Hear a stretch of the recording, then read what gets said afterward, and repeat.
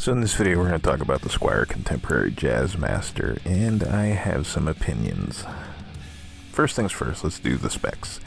We have a poplar body with a gloss polyurethane finish that comes in either graphite metallic or surf pearl. Maple C-shaped neck with a natural satin urethane finish on the back and a glossy matching headstock. Indian laurel fretboard with 21 frets, synthetic bone nut, cream dot inlays, 12-inch radius, 25.5-inch scale length, Squier SQR active ceramic humbuckers, 1 volume, 1 tone, 3-way switch, black chrome hardware, 2 pneumatic bridge and stop bar, die-cast tuners, and black plastic knobs and a pick guard.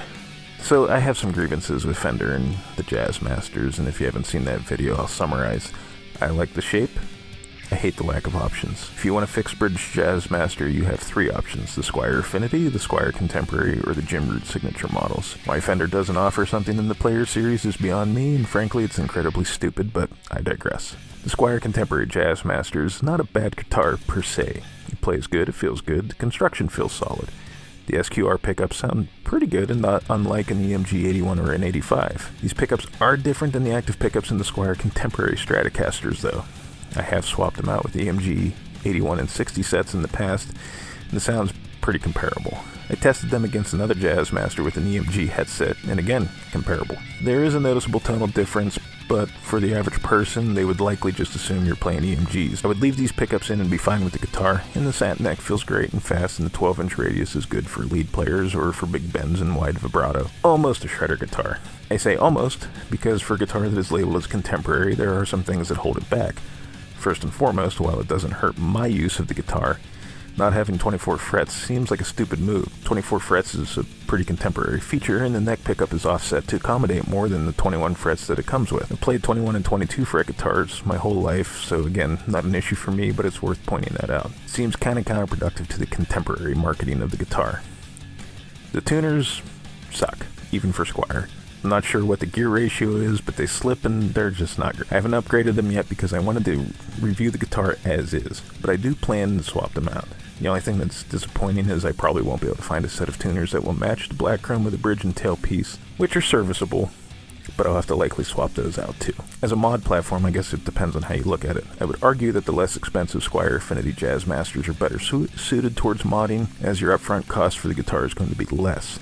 However, if you want the 2 pneumatic bridge instead of the standard Fender style hardtail, you'll find that here. If you want active pickups, you could buy used actives or B-stock and just plug them into the existing wiring, at least EMGs. Which, if you do, it is worth noting that the Squier pickups and the EMGs are interchangeable with these electronics, but you have to flip the plug 180 degrees. I don't know about Seymour Duncan actives or anything else, because all I use is the EMGs. These originally listed for $399 US, but now they're $449. I bought this guitar because I wanted a fixed bridge Jazzmaster, and having the active circuitry put it over buying a black Affinity Jazzmaster. But if you're looking for something more traditional, this probably isn't for you. If you're looking for a 24 fret shred machine on a budget, this isn't for you. If you're looking for a metal guitar on a budget, and like the Fender style, and you need to have the Jazzmaster shape, I guess this is for you. I mean, that's probably the biggest problem with this guitar. It's not a bad guitar. It has some inherent problems that most guitars at this price range do, but who's it for? It just kind of exists with no clear rhyme or reason. It is marketed as contemporary, but like the contemporary Strats, the fretboard radius, and in the case of the active models, the electronics are really the only thing that's contemporary about the line. It's almost like they couldn't fully commit. Would a 22 or 24 fret guitar really made a significant increase into the price? I don't know. But for what it is, there's nothing game-breaking with the Squier Contemporary Jazzmaster. I just can't give you a reason why you would need it.